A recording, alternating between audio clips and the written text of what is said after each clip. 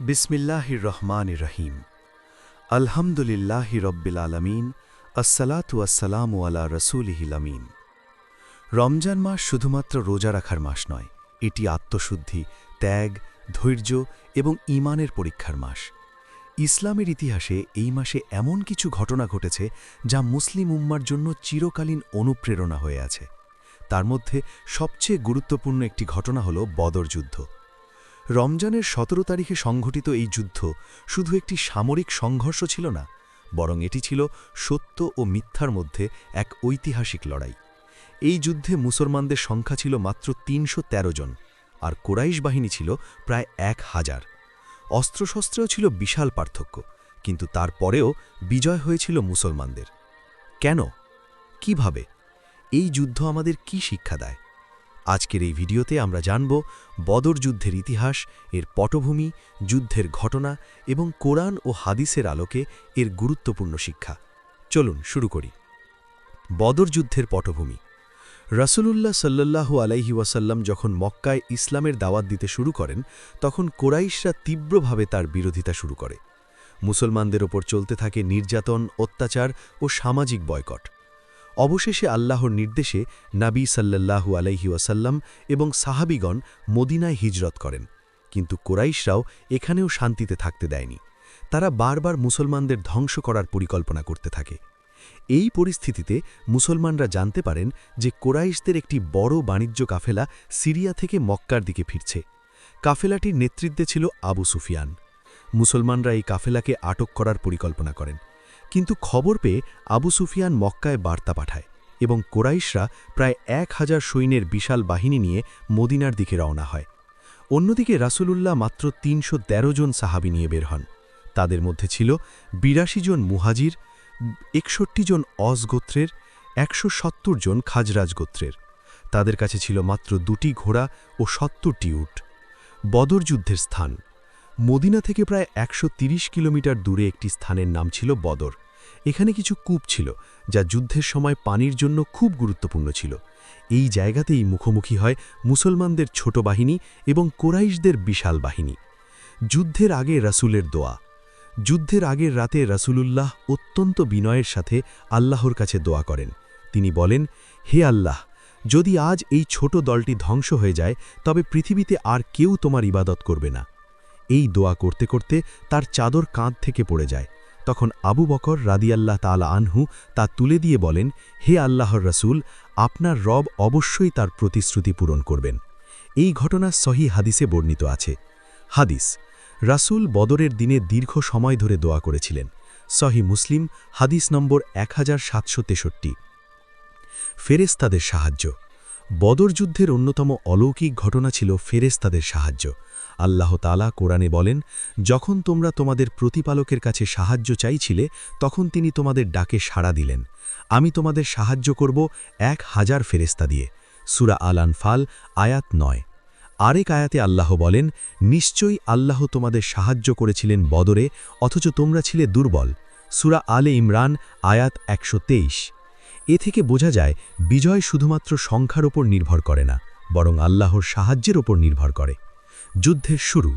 আরবদের প্রথা অনুযায়ী যুদ্ধের শুরুতে মুবারাজা অর্থাৎ একক দ্বন্দ্বযুদ্ধ হয়। কুরাইশদের পক্ষ থেকে বের হয় উতবা, শাইবা, ওয়ালিদ। মুসলমানদের পক্ষ থেকে বের হন হামজা, আলী, উবাইদা। এই দ্বন্দ্বযুদ্ধে মুসলমানরা বিজয়ী হন। এরপর শুরু হয় পূর্ণাঙ্গ যুদ্ধ। আল্লাহর বিশেষ সাহায্য। যুদ্ধের সময় আল্লাহ তাআলা মুসলমানদের বিভিন্নভাবে সাহায্য করেন। কোরআনে বলা হয়েছে, তোমরা তাদের হত্যা করনি, বরং আল্লাহই তাদের হত্যা করেছেন। আর তুমি যখন নিক্ষেপ করেছিলে, তখন তুমি নিক্ষেপ করনি, বরং আল্লাহ নিক্ষেপ করেছিলেন। সূরা আল আনফাল আয়াত ১৭। এখানে আল্লাহ বোঝাতে চেয়েছেন যে প্রকৃত বিজয় আসে আল্লাহর সাহায্য থেকেই। যুদ্ধের ফলাফল। বদর যুদ্ধের ফলাফল ছিল অত্যন্ত গুরুত্বপূর্ণ। কুরাইশদের ক্ষতি, ৭০ জন নিহত, ৭০ জন বন্দী। নিহতদের মধ্যে ছিল আবু জাহল, উতবা, শাইবা। অন্যদিকে মুসলমানদের শহীদ হন মাত্র ১৪ জন সাহাবী। এই বিজয়ের মাধ্যমে মুসলমানদের মর্যাদা অনেক বেড়ে যায় এবং মদিনায় ইসলামের শক্তি সুদৃঢ় হয়। বদর যোদ্ধাদের মর্যাদা। বদর যুদ্ধে অংশগ্রহণকারী সাহাবীদের মর্যাদা ইসলামে অত্যন্ত উঁচু। রাসূলুল্লাহ সাল্লাল্লাহু আলাইহি ওয়াসাল্লাম বলেছেন, আল্লাহ বদর যোদ্ধাদের সম্পর্কে বলেছেন, তোমরা যা ইচ্ছা করো আমি তোমাদের ক্ষমা করে দিয়েছি। সহিহ বুখারী হাদিস নম্বর 3938। এ থেকে বোঝা যায় বদর যোদ্ধাদের মর্যাদা কত মহান।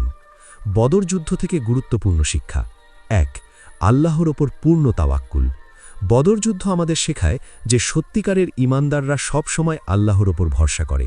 সংখ্যা কম হলেও মুসলমানরা ভয় পায়নি, কারণ তারা জানত আল্লাহ তাদের সাথে আছেন। কোরআনে বলা হয়েছে, যদি আল্লাহ তোমাদের সাহায্য করেন তবে কেউ তোমাদের পরাজিত করতে পারবে না। সূরা আলে ইমরান আয়াত ১৬০। ২. ঈমানই প্রকৃত শক্তি। বদর যুদ্ধ প্রমাণ করে যে প্রকৃত শক্তি অস্ত্র বা সংখ্যায় নয়, বরং ঈমানে। ৩১৩ জন ঈমানদার মুসলমান ১,০০০ শক্তিশালী সৈন্যকে পরাজিত করেছিলেন। ৩. নেতৃত্বের আদর্শ। রাসূলুল্লাহ সাল্লাল্লাহু আলাইহি ওয়াসাল্লাম ছিলেন একজন আদর্শ নেতা। তিনি যুদ্ধের সময় সাহাবীদের সাথে পরামর্শ করেছেন, সাহাবীদের মতামত শুনেছেন। এটি আমাদের শেখায় যে একজন নেতাকে সব সময় পরামর্শ গ্রহণ করতে হবে। ৪. দোয়ার গুরুত্ব। যুদ্ধের আগে রাসূলুল্লাহ দীর্ঘ সময় ধরে দোয়া করেছেন। এটি আমাদের শেখায় যে জীবনের প্রতিটি কঠিন মুহূর্তে আল্লাহর কাছে দোয়া করা সবচেয়ে শক্তিশালী অস্ত্র। ৫. ধৈর্য ও ত্যাগ। মুসলমানরা বহু কষ্ট সহ্য করেছেন।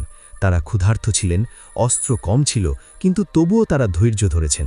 কোরআনে বলা হয়েছে, হে মুমিনগণ, যদি তোমরা ধৈর্য ধারণ করো এবং তাকওয়া অবলম্বন করো তাহলে শত্রুর চক্রান্ত তোমাদের কোনো ক্ষতি করতে পারবে না। সূরা আলে ইমরান আয়াত ১২০। ৬. ঐক্যের শক্তি। বদর যুদ্ধে মুহাজির ও আনসার সবাই একসাথে লড়াই করেছিলেন। এই ঐক্যই তাদের বিজয়ের অন্যতম কারণ।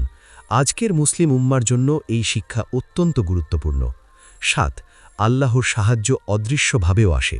বদর যুদ্ধ আমাদের শেখায় যে আল্লাহর সাহায্য সবসময় দৃশ্যমান হয় না। কখনো তা আসে ফেরেশতার মাধ্যমে, কখনো মানুষের হৃদয়ে সাহস সঞ্চার করে। উপসংহার। প্রিয় দর্শক, বদর যুদ্ধ শুধু একটি ঐতিহাসিক ঘটনা নয়, এটি মুসলিম উম্মার জন্য একটি চিরন্তন শিক্ষা। এই যুদ্ধ আমাদের শেখায় আল্লাহর উপর ভরসা রাখতে, কঠিন পরিস্থিতিতেও ধৈর্য ধরতে, ঐক্যবদ্ধ থাকতে, সত্যের পথে দৃঢ় থাকতে। রমজানের ১৭ তারিখ আমাদের মনে করিয়ে দেয়, যখন ঈমান, ধৈর্য এবং আল্লাহর উপর ভরসা থাকে তখন অসম্ভবও সম্ভব হয়ে যায়। আল্লাহ তাআলা আমাদের সবাইকে বদর যুদ্ধের শিক্ষা আমাদের জীবনে বাস্তবায়ন করার তৌফিক দান করুন। আমিন।